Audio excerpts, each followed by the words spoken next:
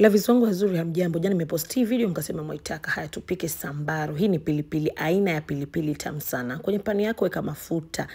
Lita zote unazotaka wewe, maana pilipili yani yataka mafuta. Sawa, weka kitunguu gunia zima kama unavyopenda, weka rai, weka uwatu, weka pilipili manga. Sawa, weka paprika, utakoroga koroga kama ninavyokoroga mimi hapo. Unaweza kuweka pia curry powder kama utapenda, ama curry and spice.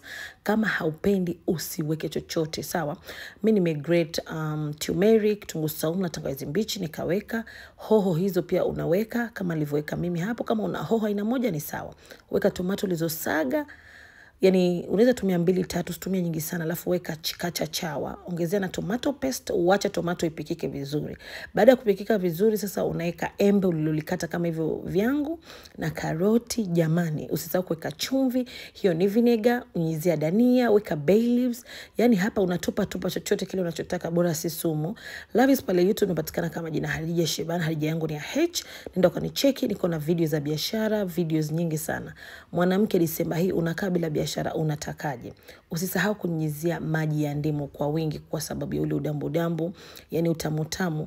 Trust me, ukila pilipili hii yani unamaliza chakula. Weka sukari kwa ajili ya kukatakata vitu fulani hapo, acid, alafu utaweka na chili flakes, masala, vyovyote vile tayari kwa kuliwa.